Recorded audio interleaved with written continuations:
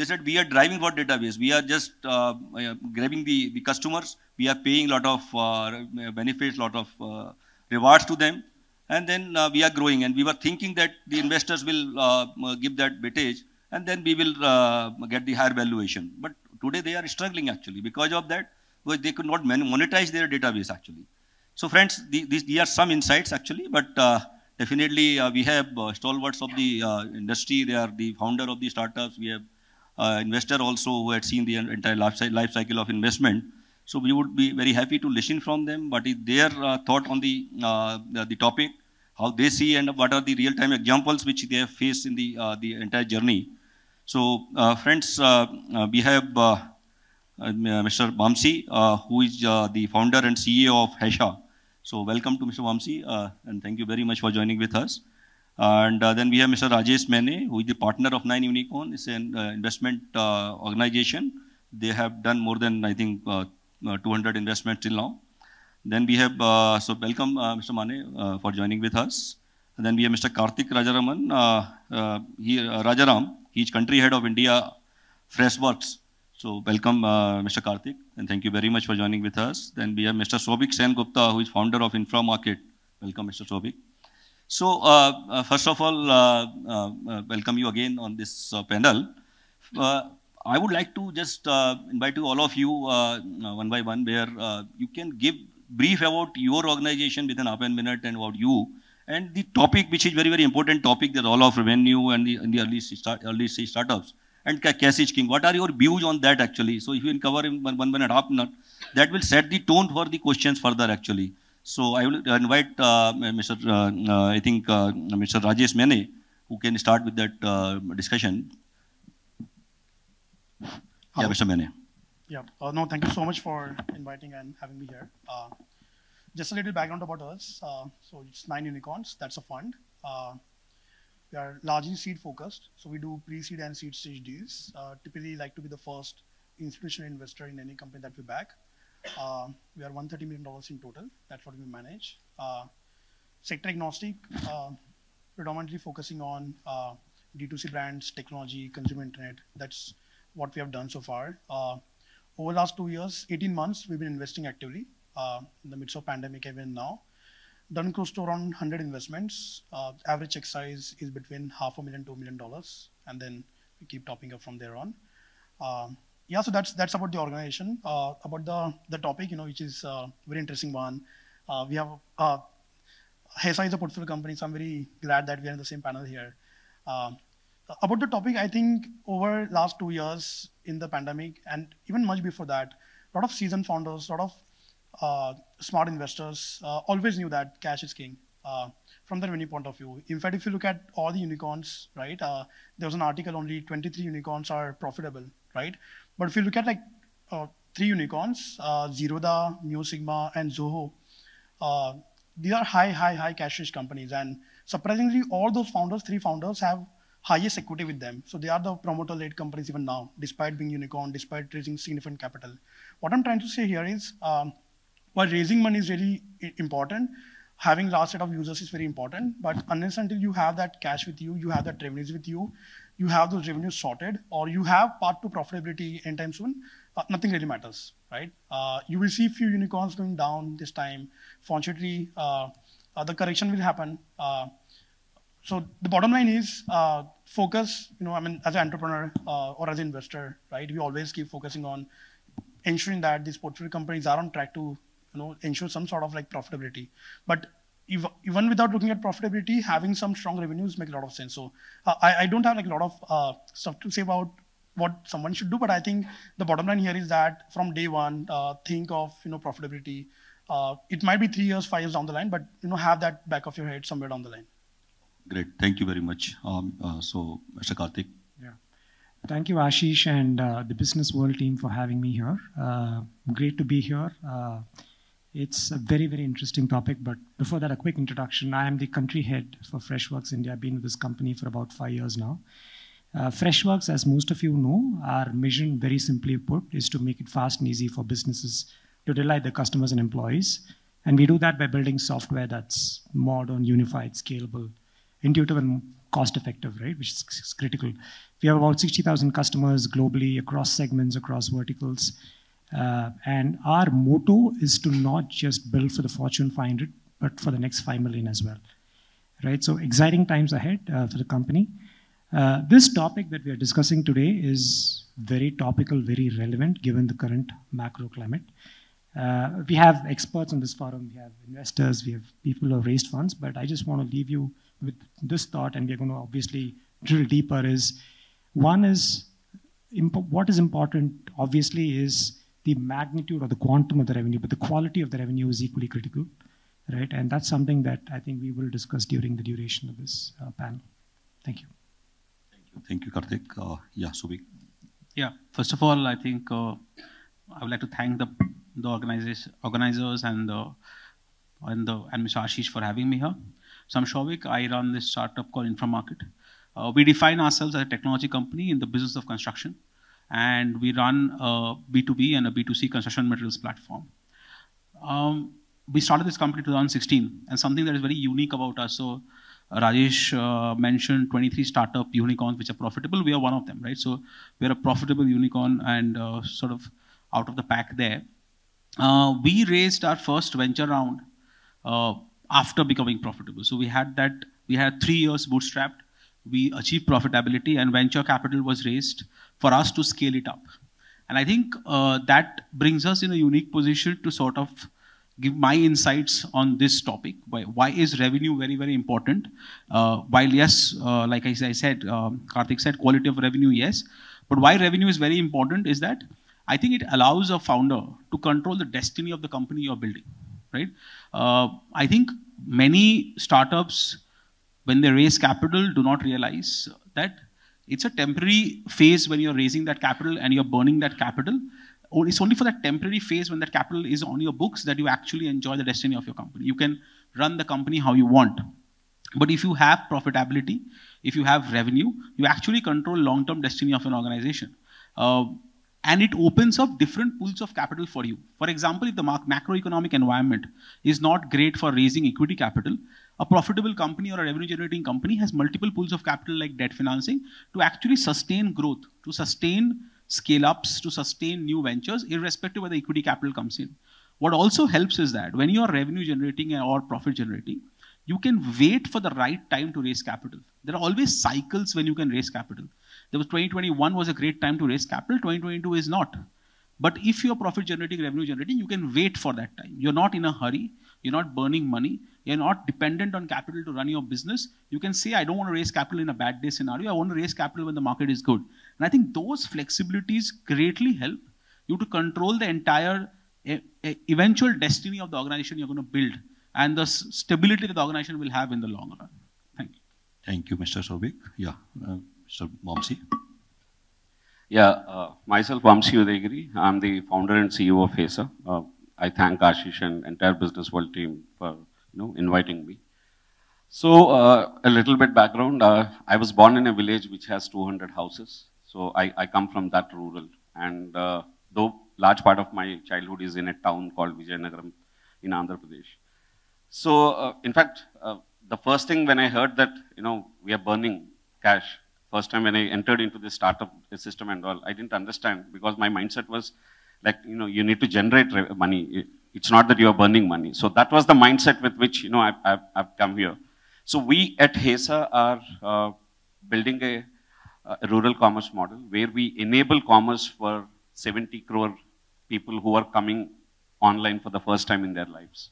So we do this via an influencer-led model where an influencer is there in a village, typically a women group member or a youth who otherwise would have become a driver or a delivery boy in an urban. And these are the folks who actually, helps rural consumers in getting everything what they want. So if a consumer has any of his needs, be it a banking need, financial need, insurance need, or want to buy some product, so these influencers, try to map everything that a consumer want.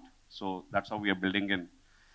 Coming to the topic today, as I said, like for example, the thesis for Hesa from day one is, in fact, we are making unit economics viable for large organizations to get into rural.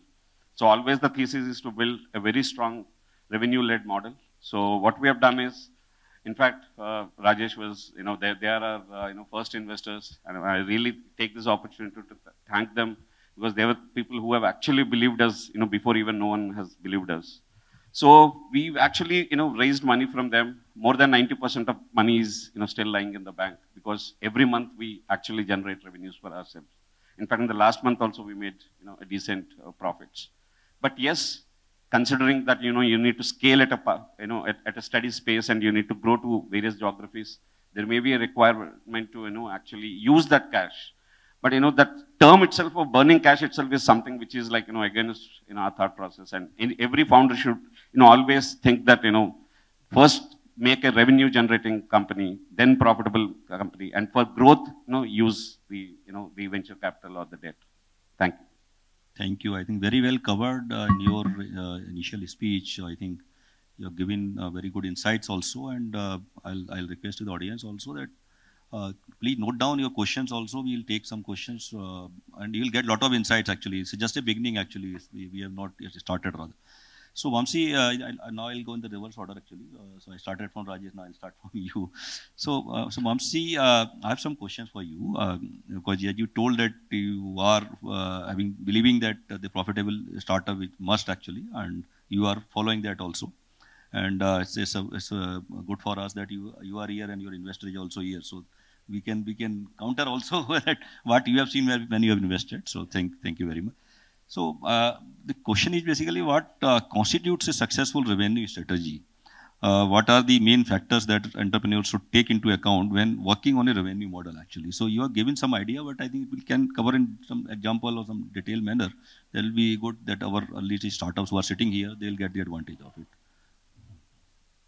Yeah. So first of all, I would like to little excuse. Sometimes I cough. By the way, I don't have COVID, so I mean no worries there. So coming to the successful revenue strategy, I think before that, I think a lot of founders are in fact initially during my days also, a lot of people get confused between the business model and the revenue model. So it's very important to understand what is your revenue model and what are the various factors that influences the revenue model and how do you validate it.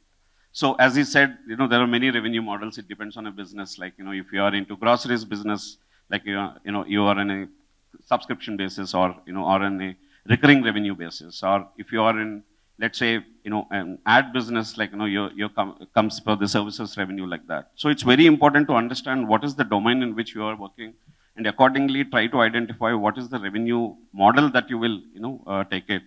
And accordingly, let me take my own example. So once we have decided that now we are doing this influencer-led model, it's very important to now understand what are the various factors that influence, these, metrics. So for us, the number of users or the number of consumers who are actually using it is the first metric. And second thing is, what is the average value? Can you increase your average value by offering more bouquet of products? And third and most important thing is, how well you go deeper into the, the existing geographies. Like for example, as I said, we operate at a zonal level, at a village level. So it's very important to actually cover the costs, optical, in an optimum way, so that you have a good revenue generating businesses. So added to that, I also feel that inherently you need to build a virality into your model when especially when for generating revenue. So like it's every time you are only going back to your consumer to actually bring him back to use your model versus it has to be an inbuilt virality, that has to be built in the product so that, it goes viral or it goes, by the word of mouth. So these are some of the, strategies, which probably has worked for us. Great. So basically how to multiply the revenue from the same customer, that is the crux of your discussion. Good. So the next question is for you, it's related to this investment only. How crucial are the factors like the investor's experience in the specific industry and the connections with potential suppliers or clients while approaching investors actually? So if you can highlight on that also. So, I mean, this is like a make or a break decision to actually choose the right investor. I mean, initially it's fine, you take money from your friends, family and fools. So that's fine. There are people who are just believing in you, or you would have told some story and you would have taken money. But beyond that, if you actually go to, investors, like, for us, as I said, we are lucky to have 9 unicorns and venture capitalists, and many more funds who have actually believed in us. And especially, it's very important to actually have right, set of people, especially like angel networks. You get a, bouquet of investors who are like, somebody who is into financial market space, somebody who is into consumer market space. Our team would have been, trying to crack, let's say, a deal with a large FMCG brand. And we know that there is some angel investor in Hesa who is already, the country head for the sales in that particular brand. And it happens, so easily. So it's very important to have right mix of investors, and especially coming to the expertise which they bring in. It's a combination of both mentoring and, the money which, we should look for rather than only, money putting in investors. So that's how, as a founder, we should be looking at a combination of people who can bring expertise along with the funds. Great. I think you have very well covered. The only money is not important. You are bringing investor because the investor is partner in your organization. So if they are bringing some kind of expertise and mentorship, then I think it will be, they will add value in your organization. Good. Thank you very much. So Mr. Souvik, I think you have a large investor of the world who have invested in your company. You had this experience also. We have a question for you. What sort of experience is the fundraising process likely to be for the startups basically? And so the startups, so looking for the investors, even they have find out one good investor who might seem seriously interested in the venture until they get money in their bank. So the question is basically related to the investor. You have good investor and all basically, still you are looking for the another investor. So practically, if you have one good investor, you can stick with him and all, grow further and all, rather than scouting for more investors. No, I think the type of investor you want, and it depends a lot on the stage of the company.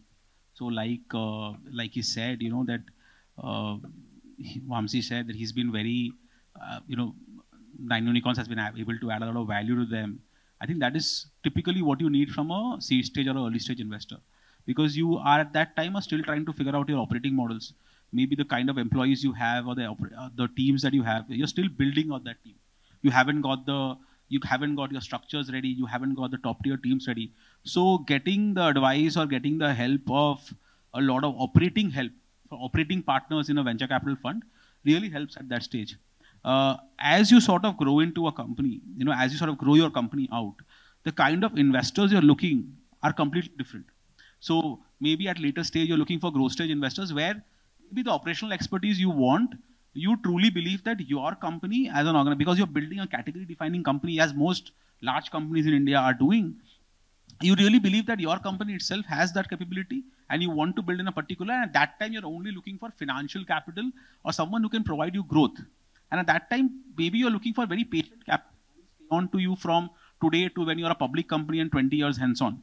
So I think the kind of requirement of capital and the kind of investor varies very differently depending on what your stage as a venture is. I think whether startup should raise from multiple investors, I think this is clear yes. Even if you have one investor on the cap table, you should look to raise from multiple investors. You should have other investors if you are going to raise money. It reduces your concentration risk. It helps as a founder to get different perspectives on the board. When you have different investors on the board, coming from different background, if you're raising from an Indian VC followed by a global VC, you will get a different mindset from a global VC coming with global perspectives. Raising money from a seed stage VC with operational experience compared to say raising from a growth stage hedge fund who is going to stay, and then compared to a large blue-blooded private equity fund who is going to stay into a company and explain how your company can go from private to public, are all different mindsets, and different funds have different expertise in that. And none better than, I think, Freshworks to explain that. They've gone through the entire journey. They're now NASDAQ listed. So what I'm saying is, there's a lot of different requirements you have at different cycles in your business. And I think each investor brings that benefit to you beyond capital. And what sort of patience they have with that capital is very critical. And when startups are raising money, I think one thing they need to understand is that what is the alignment of the vision that you have for the next couple of years with your investors. I think you have to be very clear with the incoming investor at least where you see your company in the next 24 months.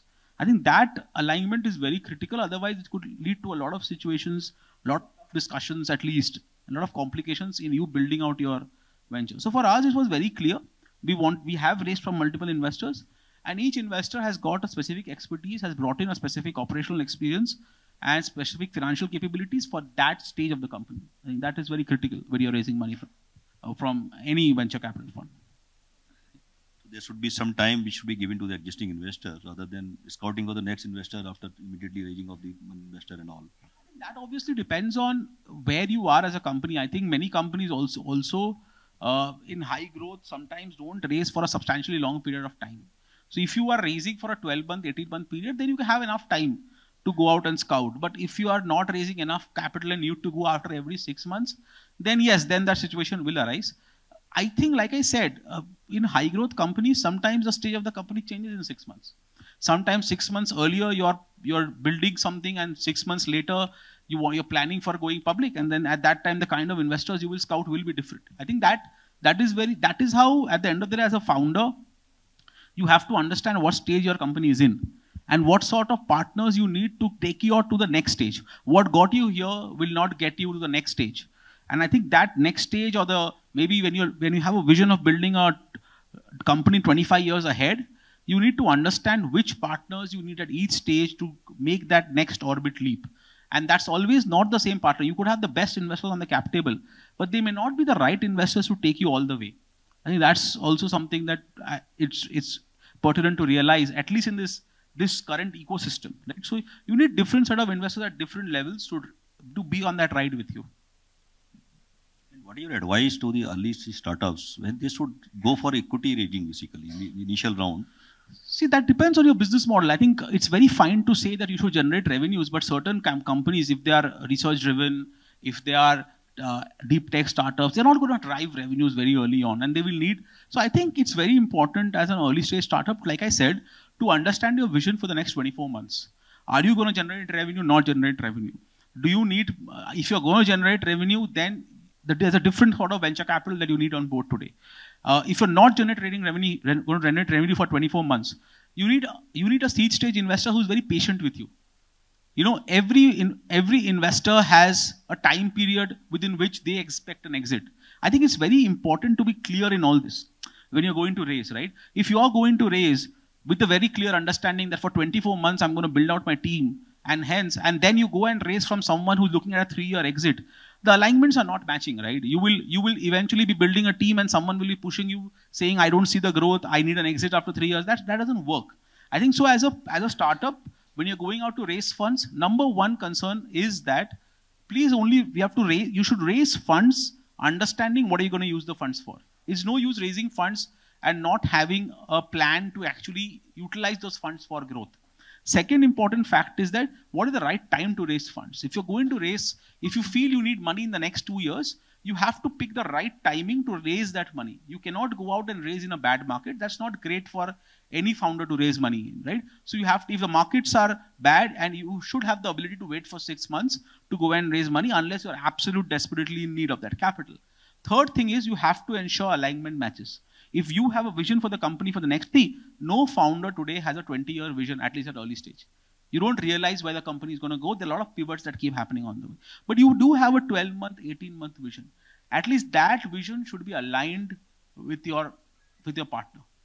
Because if there is a misalignment there, it will lead to a lot of complications in the near future, right? So I think if you're not going to make money in 18 months, if you don't think you will raise another round, if you don't think that you will be able to provide any growth for the next 12 months, those in revenue at least, those should be very clearly put to your investor. So they are also aligned that they're only looking at exit way down the road. It has to be patient capital.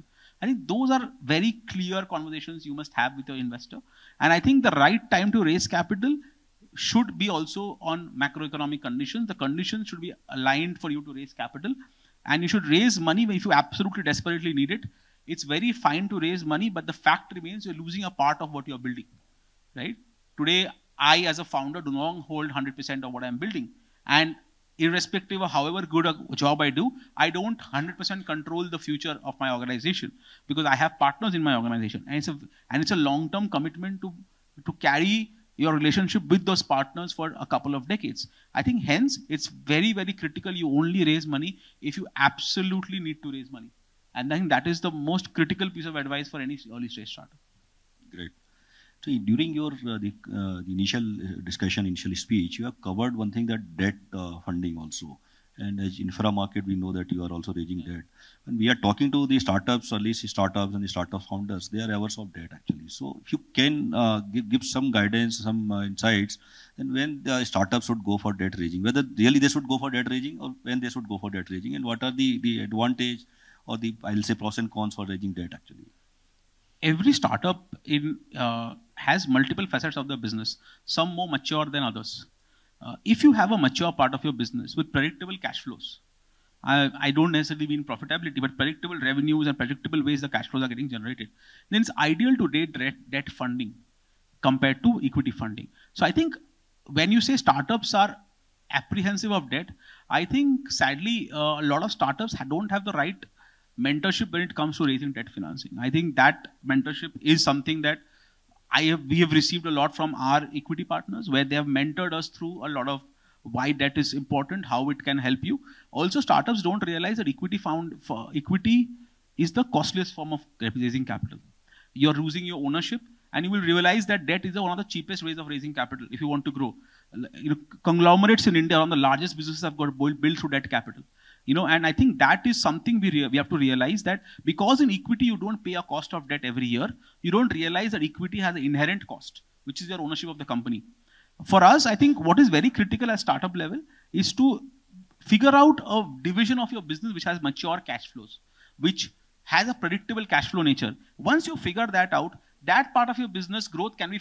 So I think apprehension about debt can be removed, is a function of startups also not maybe having predictable cash flows yet. Once you have predictable cash flows, you know that every month you get X amount of money in your bank, which is then again regenerated into growth.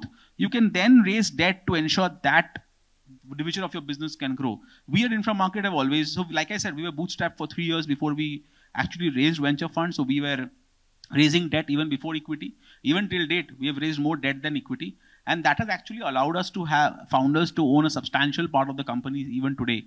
And I think once companies mature, at least at a unicorn level, most companies have some form of debt or the other on their cap table. Yeah.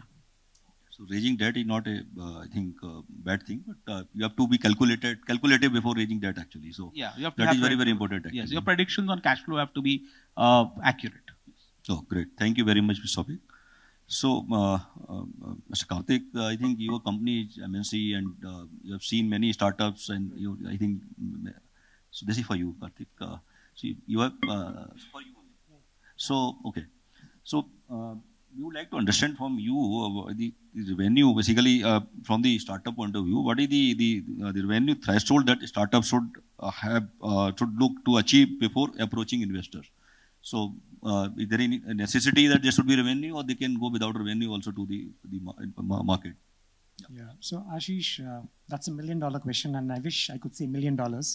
That's not the answer. And I'm going to give you a short answer and a long answer. The short two-word answer is it depends. But the longer answer is you can evolve a framework based on a bunch of parameters on what that revenue threshold is, right? The first thing that you need to ask yourself is, what are you raising that money for? One. And like I alluded to in my opening statement, the quantum of money is one, but the quality of the revenue that you've raised or the revenue that you're producing is equally important, right? I mean, is it that just you have one customer that's giving you $1 million, or you have 100 customers giving you $10,000, right? And I would think that the latter is more scalable and sustainable, right? The second question that you need to ask yourself is there a product market fit, right? Have you seen enough indicators from the market to say that you can scale predictably and sustainably, right? Is there a sufficiently large enough addressable market, right? You could build an incredible product, but at the end of the day, you just have 10 buyers, prospective buyers for it, then it doesn't make sense, right? For example, in the case of Freshworks, our TAM is almost $120 billion, right? How much we acquire out of that $120 billion is a different question, but we are playing in the CRM and the ITSM space, which is a huge market in itself. So we know that if we do the right things, if we execute well, I can go on acquiring customers. That also leads us to what is your customer acquisition cost, right? How much are you spending to earn that $1 of revenue, right? What is your retention rate? You could be acquiring thousands of customers on a monthly basis, but if you're losing 800 of those, then is that even scalable, right? What are your clear plans of the money. Is it internationalization? Is it building more products, right? So these are some of the things that one needs to think through very carefully. See, revenue threshold is one aspect of it, right? And I think at the end of the day, investors don't care too much about what revenue you're making. They look at some of these things, right? At the end of the day, you've got to look at a very sustainable, predictable, capital efficient model for growth, and that's what investors look at. Great. So I think when we are talking the cash is king and the revenue, which the important thing for the organization. So the expenses, which is a very, very important part. Expenses basically. Yeah, absolutely. You see, the people, the startups are spending a lot of money on the various things. And during COVID, I think people could understand that they have to curtail down their expenses. They have to be more efficient in terms of expenditure and all. So what is your advice on that actually? Because we are talking cash is king. So this is another way of keeping out money in your system. See, I think there is an undeniable caution that has set in, right? Obviously, given the inflation that we're seeing and the possibility of a slowdown and all of that. See, it also makes us revisit our cost structures, right? And what it will help you to do is to get really hyper-focused on your priorities, right? When you have a great understanding of your, let's say, your ideal customer profile, right? It's very important to know where you win. It's equally important, if not more, to know where you will not win, right? And that gives you immense clarity on what you want to focus on, right? And one is, you got to be experimental, right? You got to look at various things. You could have various demand generation levers, right? And your go-to-market motions could be product-led, it could be sales-led, you could be spending a ton of money on Google ads, you could be having an SDR, BDR function, right? There are various motions. It is this time for you to measure and look at what is the most capital efficient way to generate revenue, right? So these are the aspects that you need to think about when, especially in a climate like this, right? Where you're not allowed or you don't have the leeway to have a very high burn profile. Capital efficient way of generating revenue, which is very, very important. That is correct. And the other thing is, given that acquiring customers is obviously a lot more expensive than expanding in your install base, it's time for you to also go back to your existing customers and serve them better, right? Because you probably are not going to get the budgets from your CFO to go spend a lot of money in acquiring new customers.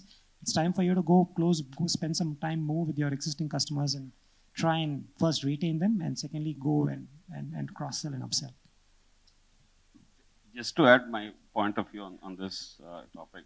So it again depends on, what opportunity is available at that time. I mean, taking our own example, in fact, during COVID time, in fact, we have seen opportunity, and rather than, cutting down, actually we have gone a little aggressive because we know that, okay, there may be, it's a calculated risk because as a founder, we need to do that risk. And yeah, it again depends on what opportunities you have at that time versus, how calculatively you can take that risk. Thank you very much. So, Rajesh, I think everybody looking towards you there because you are only the investor in this panel actually. So, yeah. So I think your views are very, very important. So, as investor, I think, what is your view on that? Do investors currently have a clear preference between early stage startups with the lot of cash, one, and the others that generate quick revenue? So what is your take on that? Because this is a very important question in this session. Actually. No, very important question. And the easiest answer is yes. I mean, all investors, we love companies which are, highly, highly cash positive, right? But, that's a very unfair answer. We as an investor, we do not get the luxury to look at so many companies which are profitable. And fundamentally, not all companies can be, profitable from day one, right? I mean, when we invested in Hesa, they were just starting up back then. Now they're profitable. It's a high cash profitable business. Souvik is running a fantastic profitable business based out of Mumbai, right? So we love, as an investor, we love businesses which are highly cash positive. But as I said, it's unfair. Why? For multiple reasons. One is, consider segments like biotech or content companies, right? Or deep tech companies. It takes time for these companies to develop products, develop the tech. It takes time for companies to get into their production, right? They cannot be fundamentally profitable for first quarter or maybe 2 quarters or maybe 1 year, right? We funded a company from Silvassa, a small town in Gujarat. It's called My Fitness. They make peanut butter.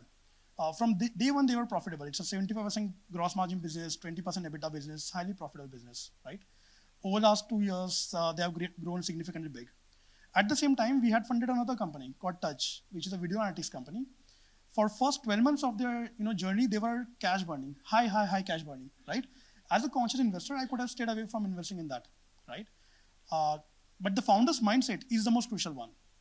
The founder had a very clear thought process that 18 months down the line, these sort of revenues we're expecting the business. 24 months, 36 months down the line, we are expecting profitability. So more important in the current times than cash burn or quick revenues, what most important is the founder's mindset. Is this founder revenue focused? Is this founder profitability focused in the business, right? Or is he just looking at acquiring users, burning money and increasing the valuation? Unfortunately, the second part, there's a high disconnect. This is a little contradicting to what we do as a VC fund. Our returns aren't linked to your profitability. Our returns are linked to your valuations. So traditionally, there has been a big disconnect where the company's valuation have been growing pretty fast, but the revenues weren't growing fast, and a lot of people didn't pay attention to that. But over the last 2 years, I think revenue has become that one metric that every VC has started looking at. Profitability has become one metric where everybody in the team, every founder, every VC has started to pay attention, right? So fundamentally, there is no one lens to look at every company when we invest in them. Certain companies will take time. They have to take time to start making revenues, to start showing that profitability. But the short answer is yes. But the longest answer is it's a founder's mindset. Are you a founder who is fundamentally strong enough to look at profitability? For example, when we invested in Vamsi, right? It was very early days, so they weren't profitable. But before this, Vamsi had run a company which was highly profitable, right? So we knew that if he has run one profitable company, somewhere down the line, that person is there in the mindset that we will look at profitability when the things are right. And that has paid out over the last 2 years for us, right? So the quick answer is, yes, we like the companies which are highly profitable and which are not cash burning. But the more fair answer is, it's not one lens. We welcome all sort of founders and maybe profitable, maybe not profitable.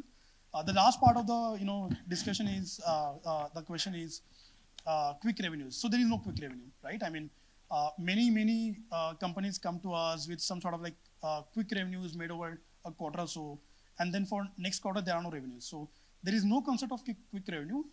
The point that Karthik mentioned, the quality of revenue matters a lot, right? Instead of quick or high revenues, more consistent revenues with a healthy growth margins, with a customer who is stuck around for you for quite long is the most important one. So it has to be balanced. You cannot run profitable company from day one in certain cases. Yes, you can. But if you are not running a profitable company, you need to have those burn controlled. And you have to start focusing on those revenues which are quality driven. So that's a broad answer. Great. I think a lot of insights you have given. I think it's the food for thought for everybody actually. So friends, I think we had a good discussion and a lot of insights have been discussed also. But I think we have overshot the time already, and I've been asked by the organizer that we have to, I think, wind up this session now. So all the panelists are here after this session. So if you want to interact with them, you can interact with them. But I have to wind up the session here. Thank you very much for joining with us and giving your insights on the discussion. Thank you very much. Thank you very much. Thank you.